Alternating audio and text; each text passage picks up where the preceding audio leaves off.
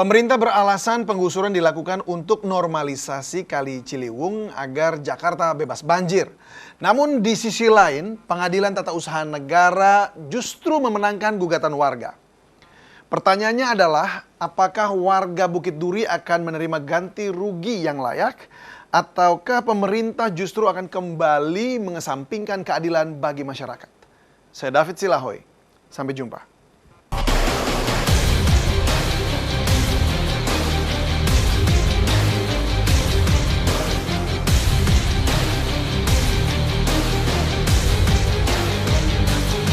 Penggusuran yang dilakukan pemerintah Provinsi DKI terhadap warga Bukit Duri dinilai cacat hukum. Pasalnya penggusuran ini tetap dilakukan di saat warga Bukit Duri tengah berjuang dengan mengajukan gugatan hukum.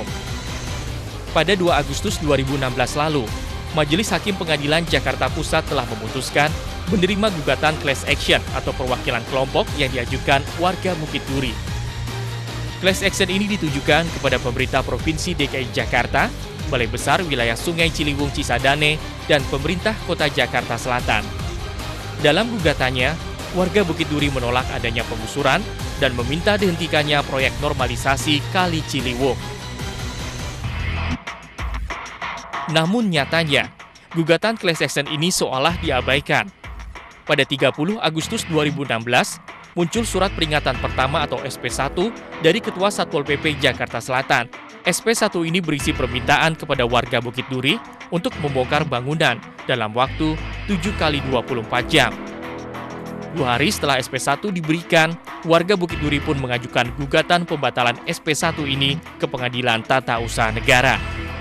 Namun di saat proses hukum masih berjalan, nyatanya pemerintah tetap melakukan penggusuran pada 28 September 2016.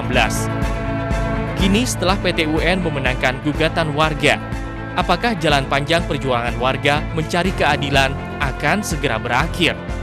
Karena faktanya, saat kami mengkonfirmasi kepada pihak tergugat yang diwakili oleh Wali Kota Jakarta Selatan, tergugat memilih banding terhadap putusan PT UN yang memenangkan warga Bukit Duri. Ya, yang pertama yang jelas kita banding lah, kita udah masukin banding. Udah masukin suratnya banding, juga udah masukin banding ke Pengadilan Tinggi Betul. Alasannya kenapa kita membanding ya karena apa yang kita lakukan sudah sesuai prosedur. Pemerintah Kota Jakarta Selatan pun memiliki alasan melakukan penggusuran di saat proses hukum tengah berjalan. Karena belum ada putusan yang tetap kok. Tetap kita laksanakan. Kan belum ada putusan pengadilan yang tetap. Ya, jalan-jalan aja. Kayak kesana juga saya bingung kenapa harus di Jakarta Pusat. Padahal lokus deliktinya kan di Jakarta Selatan. Selain itu, pemerintah Kota Jakarta Selatan juga akan terus melanjutkan proyek normalisasi di pinggiran Sungai Ciliwung hingga ke pintu Manggarai. Hal ini pun senada dengan pernyataan pelaksana tugas Gubernur DKI Jakarta Sumarsono terkait putusan PT UN. Tapi yang jelas pemerintah provinsi siap melaksanakan. Tapi perlu dicatat untuk 2 hal. Yang pertama, gugatan ini tidak akan kemudian menghentikan kegiatan normalisasi.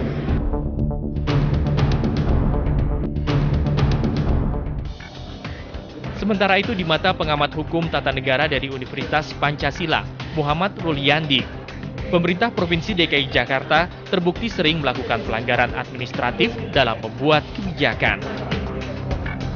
Dalam kasus penggusuran Bukit Duri, seharusnya pemerintah tunduk dan melaksanakan putusan Pengadilan Tata Usaha Negara.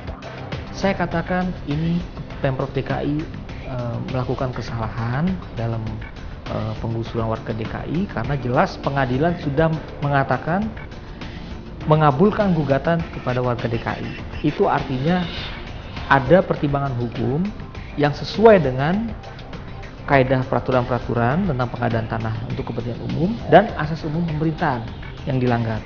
Karena prinsip kecermatan dan prinsip kepastian hukum itu menjadi tolak ukur di dalam mengambil keputusan terhadap penguasa.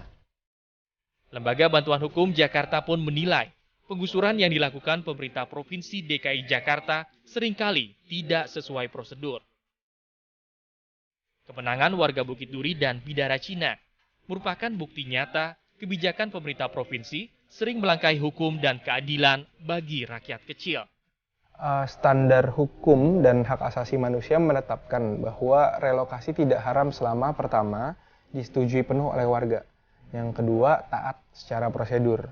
Ini yang tidak pernah dipatuhi oleh Pemprov DKI Jakarta, ditandai dengan beberapa kepenangan warga di pengadilan, misalnya warga Bidara Cina dan juga Bukit Duri. LBH Jakarta mencatat selama tahun 2015 terdapat 113 penggusuran yang dilakukan pemerintah Provinsi DKI Jakarta. Wilayah penggusuran terbanyak tersebar di Jakarta Utara dan Jakarta Timur. Masing-masing terdapat 31 kasus penggusuran. Sementara di wilayah Jakarta Pusat terdapat 23 kasus penggusuran. Wilayah Jakarta Barat dan Jakarta Selatan masing-masing dengan 14 kasus penggusuran. Lebih dari 8.000 kepala keluarga menjadi korban kebijakan Gubernur Basuki Cahayapurnama ini. Sementara di tahun 2016, dari periode Januari hingga Oktober, tercatat tak kurang 30 kasus penggusuran terjadi di ibu kota. Dari 30 kasus penggusuran ini, terdapat 3 kasus yang tergolong besar dan menyita perhatian masyarakat dan media. Di antaranya adalah penggusuran Pasar Ikan Penjaringan Jakarta Utara pada Februari 2016. Penggusuran di kawasan lokalisasi Kalijodo, Jakarta Utara pada April 2016, penggusuran Bukit Duri, Jakarta Selatan pada September 2016. Tak kurang 4.000 kepala keluarga menjadi korban kebijakan pemerintah Provinsi DKI Jakarta. LBH Jakarta pun mendorong pemerintah Provinsi DKI Jakarta untuk segera memberikan ganti rugi kepada para korban penggusuran. Mengingat warga Bukit Duri memiliki hak terhadap tanah yang dulu mereka tempati. Ya, ini sebuah ironi ya. Pertama, Pemprov DKI Jakarta sebagai pemerintah harusnya berkewajiban untuk melindungi warganya berdasarkan hukum. Tapi justru malah Pemprov DKI Jakarta melakukan pelanggaran hukum yang juga disertai dengan pelanggaran hak-hak warganya. Yang kedua, cek dulu legalitasnya warga yang menghuni di suatu wilayah. Jangan-jangan memang warga memiliki hak untuk tinggal di tempat tersebut, seperti di kasus Bukit Duri dan Bidara Cina. Nah, jika sudah begini, kami menghimbau kepada Pemprov untuk memberikan segala bentuk rehabilitasi yang layak terhadap warga Bukit Duri, karena mereka sudah dirugikan 2 kali.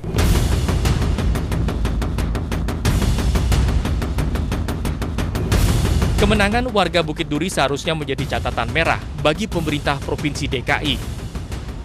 Menata ibu kota dan menjadikannya bebas banjir jelas sebuah kewajiban. Namun, haruskah ini dilakukan dengan merampas hak warga miskin yang menanti keadilan?